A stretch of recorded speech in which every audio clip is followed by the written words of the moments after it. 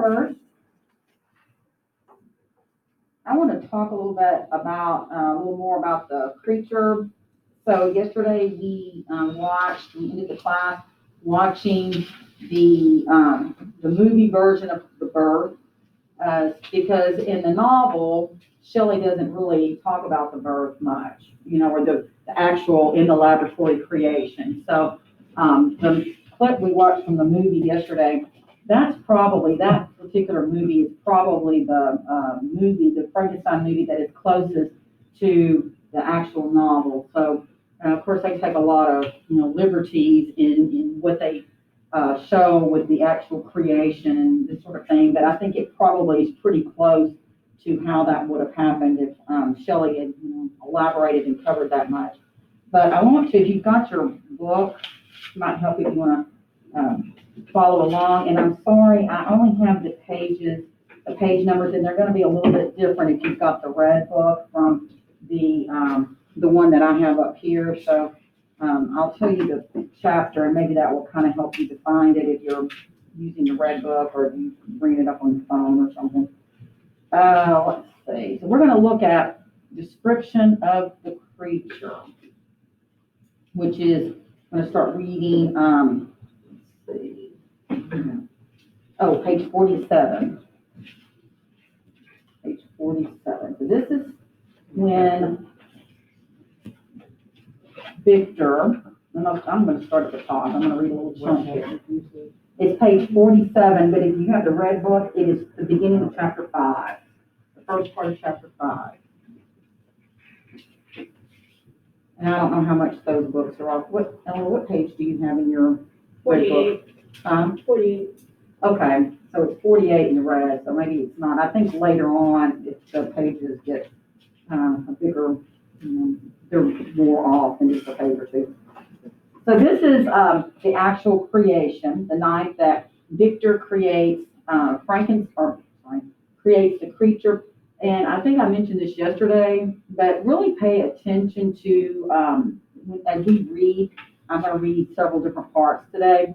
Remember yesterday that I mentioned that the Romantics used the idea of vision and eyes. So you see repeatedly in both Frankenstein and in other Romantics work, even some of the poetry, there's often a reference to vision or someone that's a visionary or just even something to do with the eyes.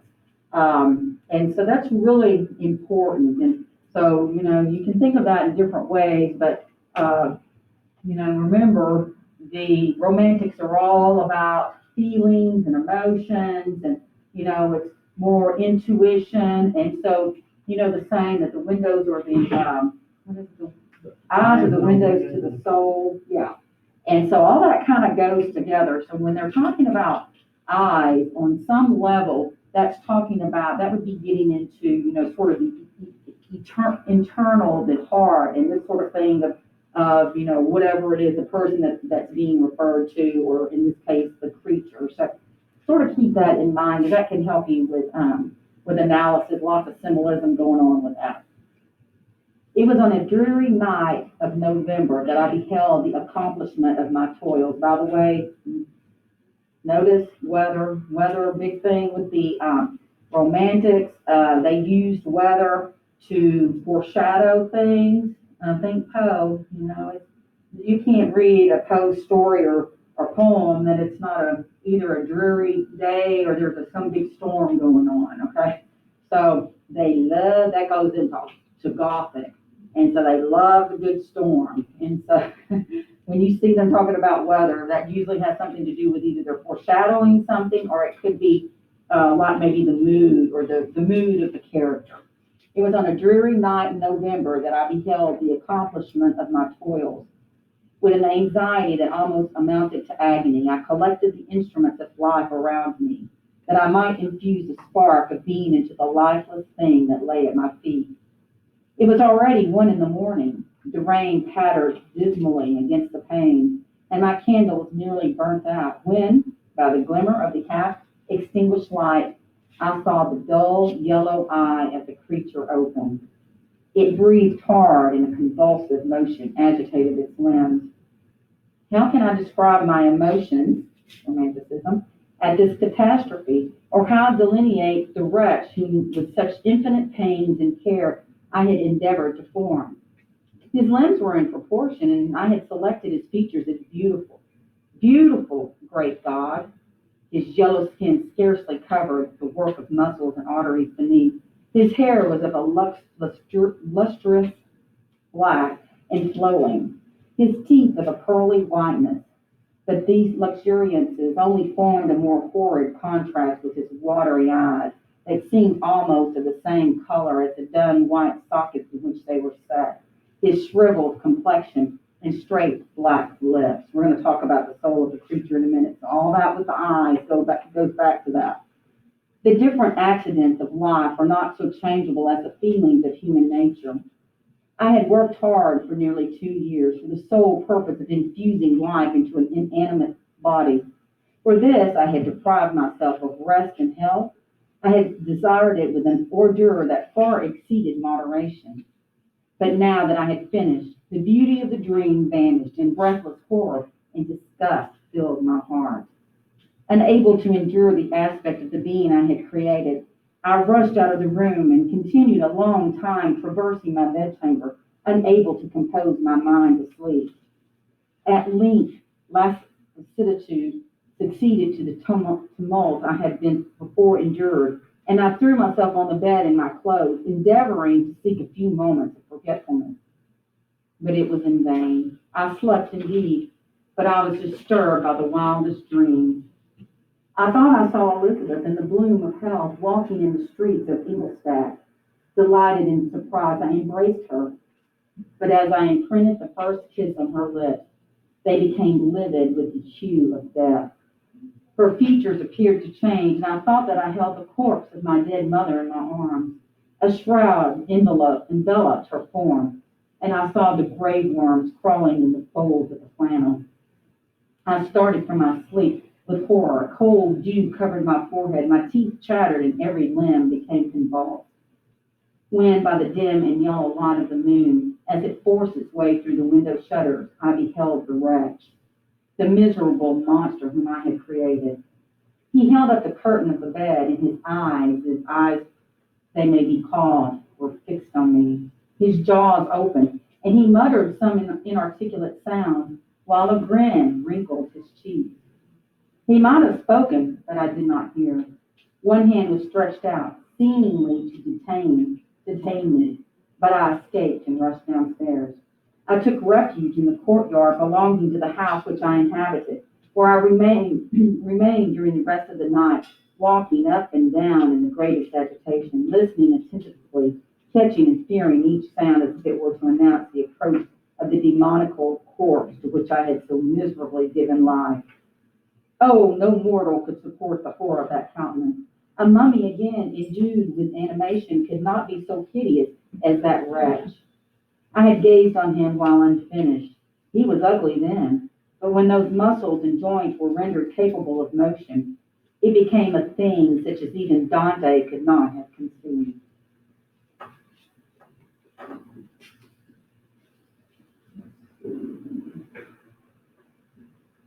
Okay, that's all I want to read. Anyway, I wasn't sure if I wanted to read a little bit more. So, all right, so we get some idea of how his creator views him, which is probably the same way that most anybody would. But you see how his creator is completely revulsed by him. And this is the first time, the first time that the creature experiences rejection. So he's rejected from the time of his birth. And remember, even though he is created as an adult would be, so in fact, he's even larger and bigger than an adult would be. But you have to remember, tabula rasa. So he is born with a clean slate. So except for his size, he's like an infant. He doesn't know language. He doesn't know emotions or feelings, but he certainly can tell that his creator, his father, and he does refer to him as his father later, that he runs from him. So his first experience was rejection. And again, remember, tabula rasa. So the Romantics believing, they're totally against what the Calvinists thought, which was that you're born of sin, and so you're already in some ways, the person you're going to become has already been formed by the time you enter the world. But the Romantics very much believe that you became the person, you're molded into the person that you'll later become as an adult by your surroundings and how you're treated by others and this sort of thing. So keep that in mind, because this first account is starting to mold the creature. All right, I want to read.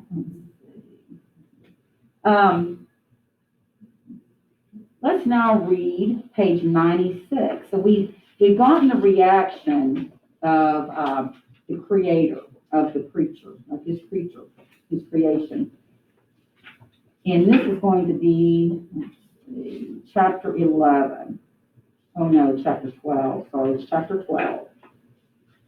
So remember that the preacher has never seen himself. This is at the end of chapter 12. He doesn't know how he looks because he's never seen himself in a mirror. So all he knows, he doesn't understand why people are reacting to him the way that they're reacting. This is at the top of page 96. I had admired the perfect form of my cottagers, their grace, beauty, and delicate complexions. But how was I terrified when I viewed myself in a transparent pool. At first, I started back, unable to believe that it was indeed I who was reflected in the mirror. And when I became fully convinced that I was in reality the monster that I am, I was filled with the bitterest sensations of despondence and mortification. Alas, I did not yet entirely know the fatal effects of this miserable deformity. So this is the first time that he realizes his grotesqueness. And I want to also mention here, this would probably be a good point, going back to the soul. You have to understand that during, before the Romantics, during the Enlightenment period, so you had all these, the scientists, and everything was much more calculated, all right? And so, even think back to when we read A Modest Proposal. It was all about, calculations and everything in some way came from some scientific endeavor and this sort of thing. And so the soul, it was not something, that was something that tripped up scientists and philosophers during the Enlightenment, because a person's soul can't be measured. It's not something that anyone can see.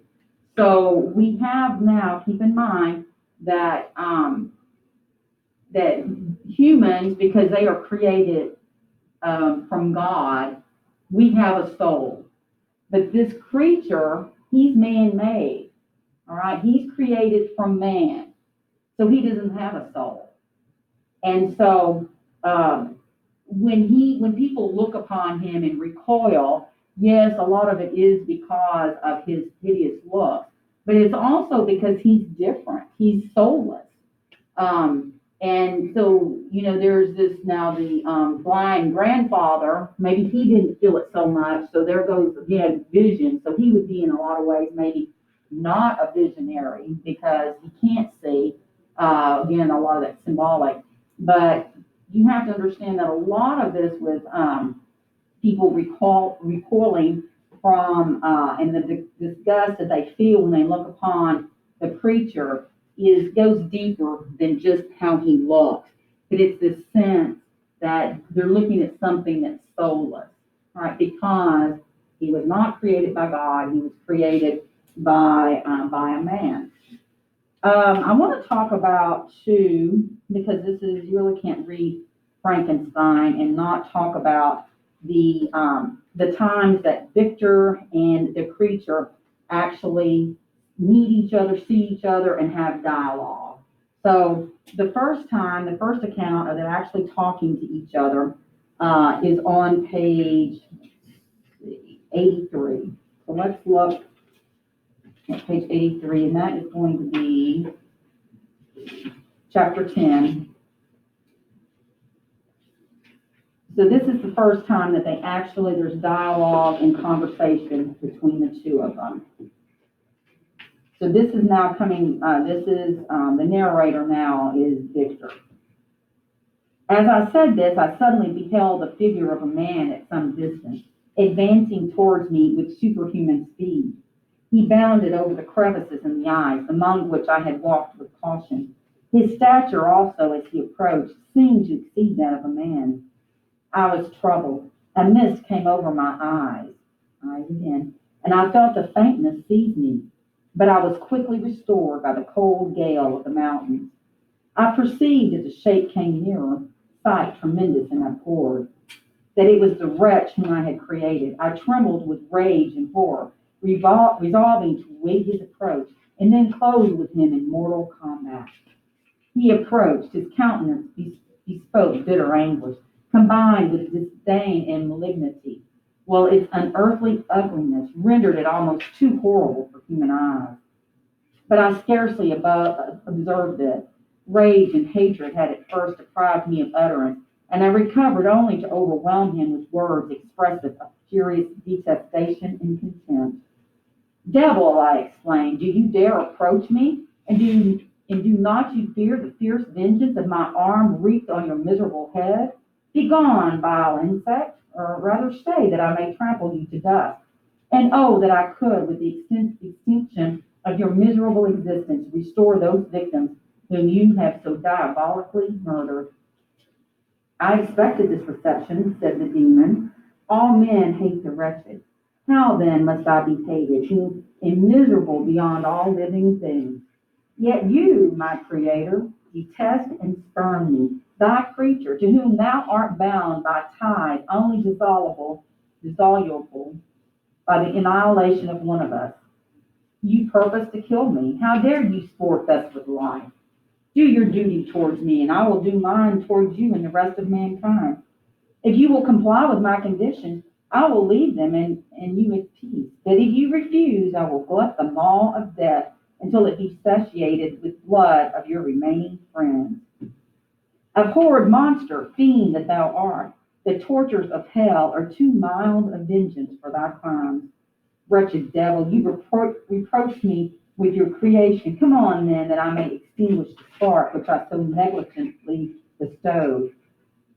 My rage was without bounds. I sprang on him, impelled by all the feelings which can arm one being against the existence of another. He easily eluded me and said, be calm, I entreat you to hear me, before you give vent to your hatred on my devoted head. Have I not suffered enough that you seek to increase my misery? Life, although it may only be an accumulation of anguish, is dear to me, and I will defend it. Remember, thou hast made me more powerful than thyself. My height is superior to thine, my joints more supple. But I will not be tempted to set myself in opposition to thee. I am thy creature, and I will be even mild and docile to my natural lord and king, if thou wilt also perform thy part, the which thou owest me. O Frankenstein, be not equitable to every other, and trample upon me alone, to whom thy justice and even thy clemency and affection is most due. Remember that I am thy creature. I ought to be thy Adam, but I am rather the fallen angel, whom thou drivest from joy for no misdeed. Everywhere I see bliss, from which I alone am irrevocably excluded. I was benevolent and good. Misery made me a fiend. Make me happy, and I shall again be virtuous. So you have this dialogue between the two, and obviously Victor feels great hatred towards the creature, even though he's the one that created the creature. Why do you think that Victor so hates the creature? Why does he so hate him? I mean, after all, he did create him. I mean, he hates him for a lot more reasons, just the fact that he thinks he's ugly. Maybe he sees it as a reflection of the person he's become. Yes, that's exactly right. Because he looks at the creature, and remember, the creature at this point has killed several people. I don't know, I kind of lost count, but quite a few. And so, Victor looks at him in many ways as a reflection on himself, and he feels great guilt.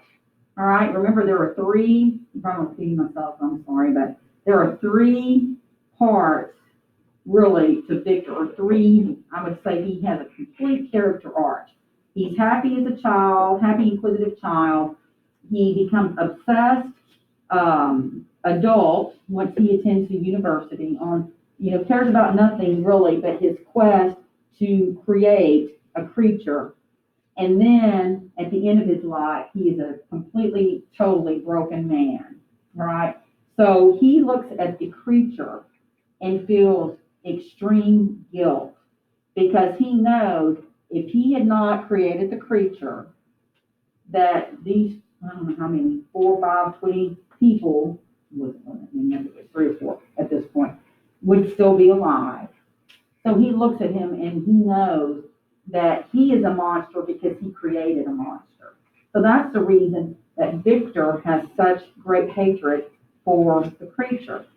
Do you think, well, let me just say this, ask you this. This part was leading up to, this conversation was leading up to the request that the creature was making of Victor. What did the creature want Victor to do? He wanted a girlfriend. Right, he wanted a mate.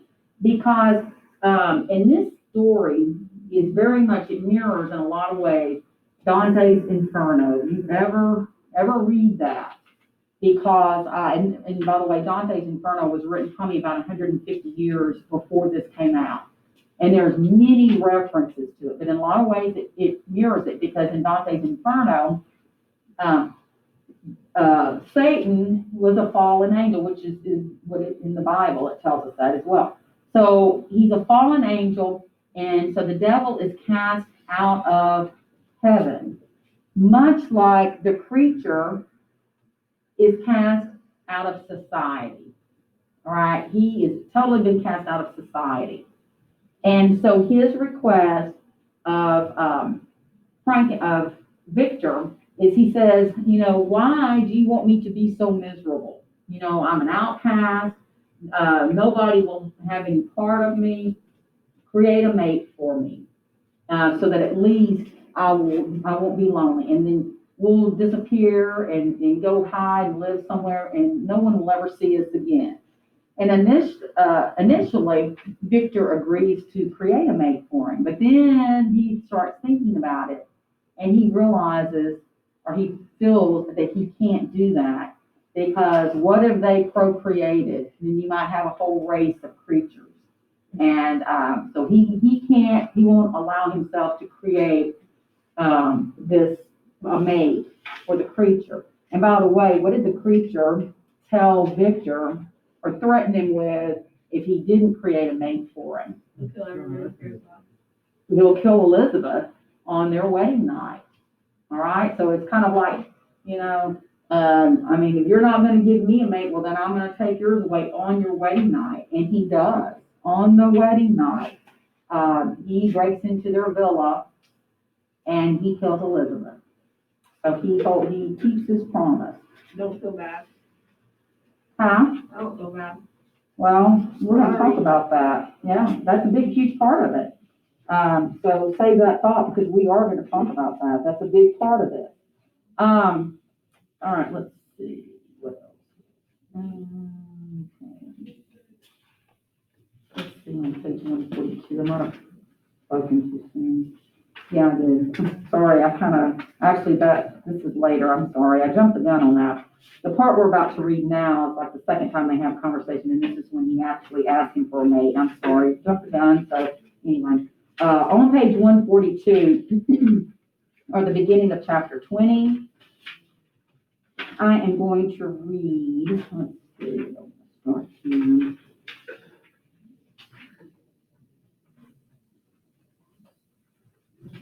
All right, I'm going to start about halfway, well, kind of towards the bottom of page 142. All right. In a few minutes, this is Victor talking, by the way, I heard the creaking of my door as if someone endeavored to open it softly.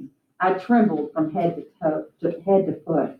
I felt a presentiment of who it was and wished to rouse one of the peasants who dwelt in a cottage not far from mine, but I was overcome by the sensation of helplessness, so often felt in frightful dreams when you in vain endeavor to fly from an impending danger and was rooted to the spot. Presently I heard the sound of footsteps along the passage. The door opened and the wretch whom I dreaded appeared. Shutting the door, he approached me and said in a smothered voice, "You have destroyed the work which you began." This is when he's talking about the maid. "What is it that you intend? Do you dare to break your promise? I have endured toil and misery. I left Switzerland with you. I crept along the shores of the Rhine, among its willow islands, and over the summits of its hills. I have dwelt many months in the heaths of England and among the deserts of Scotland. I have endured incalculable fatigue and cold and hunger. Do you dare destroy my hopes? Begone, I do break my promise. Never will I create another like yourself, equal in deformity and wickedness. Slave, I before reasoned with you, but you have proved yourself unworthy of my condescension. Remember that I remember that I have power. You believe yourself miserable, but I can make you so wretched that the lot of day will be hateful to you.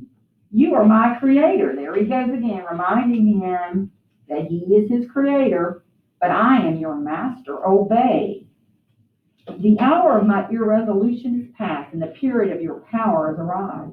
Your threats cannot move me to do an act of wickedness, but they confirm in me a determination of not creating you a companion in vice.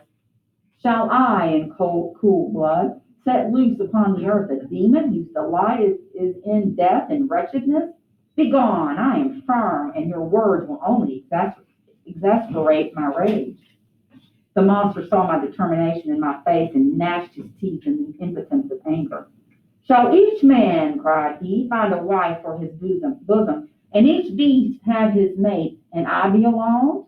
I had feelings of affection, and they were requited by detestation and scorn. Man, you may hate, but beware, your hours will pass in dread and misery, and soon the bolt will fall, which must ravish from you your happiness forever. Are you to be happy while I grovel in the intensity of my wretchedness? You can blast my other passions, but revenge remains. Revenge henceforth dearer than light or food. I may die, but first you, my tyrant and tormentor, shall curse the sun that gazes on your misery. Beware, for I am fearless and therefore powerful. I will watch with the willingness of a snake, that I may sting with its venom. Man, you shall repent of the injuries you inflict. Devils, cease, and do not poison the air with these sounds of malice. I have declared my resolution to you, and I am no coward to bend beneath words. Leave me. It is well I go, but remember, I shall be with you on your wedding night, blah, blah, blah." So that's where I'm jumping the gun, but that's where he then tells them, because you refuse to make a mate for me, I'm going to take yours on your wedding night. I want to also, I think we kind of see through the dialogue, we see how this whole relationship with Victor and the creature. Victor, great hatred for the creature because he sees a reflection of himself in the creature when he looks at him and feels great guilt. But the creature, and he mentions this several times, not even in some parts that we didn't necessarily read, but that, the creature, again, tabula rasa, he had great affection to the extent that he could, early on, have any emotion. Remember, he's a blank slate. So everything that he has learned, whether it be language, feeling, emotion, has been his goodness or his wretchedness, has been because of the imprint of the people he has been around. And so, from the cottagers, he learned love and affection. So, he tells Victor that, at first, early on, when he had, feelings, that he had affection for him because he didn't have reason to not like him or love him. And he was his father and his creator. Remember, I can't say that enough. He was Victor's father. And in fact, he even said, I should be your Adam, but I'm not, referring to God created Adam and loved him. Why don't you love me as God loved Adam? So we see all of the everything going on between that in that relationship. I do want to read it at the end, almost the very end. Um, so we have the character arc of Victor, and so after he's at the end, he's told his story to Walton, and so it's really time for him to die because he is a broken, wretched man. And, or, well, he's not so wretched, that's really more the creature, but he's a broken man, full of guilt. He's old beyond his years, his physical years. And he makes Walton promise him that he'll do what if he ever encounters the creature. What does he want Walton to do? Kill it. Kill him. Yes, he makes Walton promise him that if he ever encounters the creature when he's gone, once he's died, that he needs to kill him. So this is after Victor has just died. So this is now through a letter that Walton is writing to his sister. He's talking about after Walton has died. I entered the cabin where lay the remains of my ill-fated and admirable friend. Over him hung a form which I cannot find words to describe, gigantic in stature, yet uncouth and distorted in its proportions. As he hung over the coffin, his face was concealed by long locks of ragged hair, but one vast hand was extended in color and apparent texture like that of a mummy. When he heard the sound of my approach, he ceased to utter exclamations of grief and horror and sprung towards the window. Never did I behold a vision so horrible as his face, of such loathsome yet appalling hideousness. I shut my eyes involuntarily and endeavored to recollect what were my duties with regard to this destroyer. You noticed he says, I'm going to back up a minute, when he heard the sound of my approach, he ceased to utter exclamations of grief and horror. So when Walton approached and the creature heard him, he quit moaning or, his exclamations of grief and horror. So the creature is grieving the death of Victor. And so that's very important to understand because Victor, his creator, wanted him killed. If he couldn't do it and finish the job himself, he wanted Walton to do it. But yet the creature is in great distress in mourning Victor's death. He paused, looking on me with wonder, and again, turning towards the lifeless form of his creator, he seemed to forget my presence, and every feature and gesture seemed instigated by the wildest rage of some uncontrollable passion. That is also my victim, he exclaimed. In his murder, my crimes are consummated. The miserable series of my being is wound to its close. Oh, Frankenstein, generous and self-devoted being, what does it avail that I now ask thee to pardon me? I, who irretrievably destroyed thee by destroying all thou lovest. Alas, he is cold. He cannot answer me. His voice seemed suffocated, and my first impulses, which had suggested to me the duty of obeying the dying request of my friend and destroying his enemy, were now suspended by a mixture of curiosity and compassion. I approached this tremendous being. I dared not again raise my eyes to his face. There was something so scaring and unearthly in his ugliness. I attempted to speak, but the words died away on my lips. The monster continued to utter wild and incoherent self-reproaches. At length I gathered resolution to address him in a pause of the tempest of his passion. Your repentance, I said, is now superfluous. If you had listened to the voice of conscience and heeded the stings of remorse before you had urged your diabolical vengeance to this extremity, Frankenstein would yet have lived. And do you dream, said the demon, do you think that I was then dead to agony and remorse? He continued, pointing to the corpse, he suffered not in the consummation of the deed. Oh, not the 10,000th portion of the anguish that was mine during the lingering detail of its execution. A frightful selfishness hurried me on, while my heart was poisoned with remorse. Think you that the groans of Clerval were music to my ears? My heart was fashioned to be susceptible to love and sympathy. And when wrenched by misery to vice and hatred, it did not endure the violence of the change without torture such as you cannot even imagine. I'm going to skip some, but I do want to go on. I'm going to just read a couple of places and you can listen. Let's see. So this is the creature talking. No guilt, no mischief, no malignity, no misery can be found comparable to mine. So he's saying no one has endured experience what I've experienced.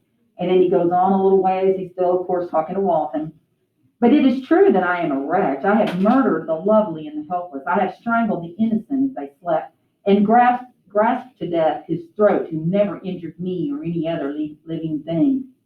I have devoted my Creator, the select specimen of all that is worthy of love and admiration among men, to misery. I have pursued him even to that irremediable ruin. There he lies, white and cold in death. You hate me, but your abhorrence cannot equal that with which I regard myself. I look on the hands which executed the deed. I think on the heart in which the imagination of it was conceived, and long for the moment when these hands will meet my eyes, when that imagination will haunt my thoughts no more. Fear not that I shall be the instrument of future mischief. My work is nearly complete. Neither yours nor any man's death is needed to consummate the series of my being and accomplish that which must be done, but it requires my own. Do not think that I shall be slow to perform this sacrifice. I shall quit your vessel on the ice raft which brought me thither, and shall seek the most northern extremity of the globe.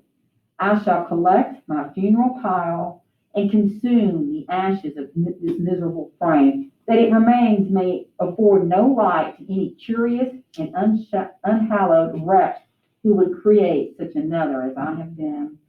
I shall die. I shall no longer feel the agonies which now consume me, or be the prey of feelings unsatisfied yet unquenched.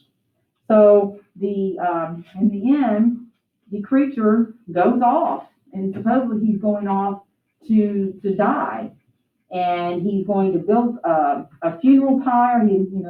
I guess he's going to set himself on fire, so that there will not be anything that anybody could ever come along and try to reclaim or do anything else with. He wants his because he's so he's telling Walton, as much as you might hate me or anyone else, no one hates me more than I hate myself for the things that I have done. So he certainly, his character arc, the creatures, is tabula rasa, and he, doing these terrible, horrible things, and we'll talk about that tomorrow.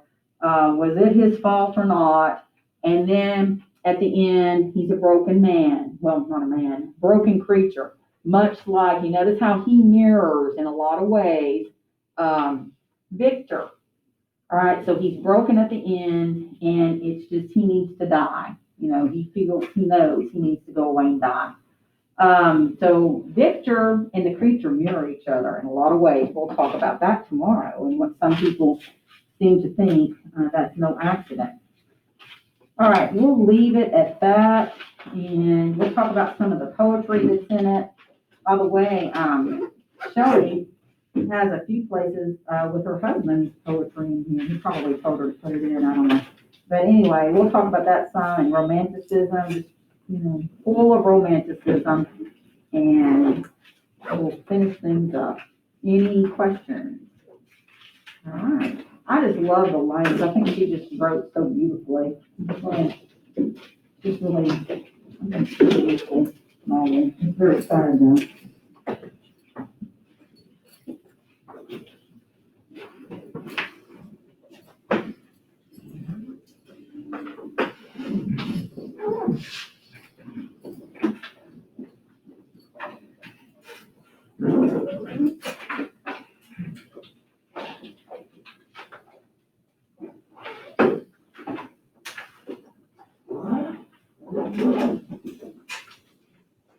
So, did y'all feel, was this novel different, a lot different from what y'all thought it would be?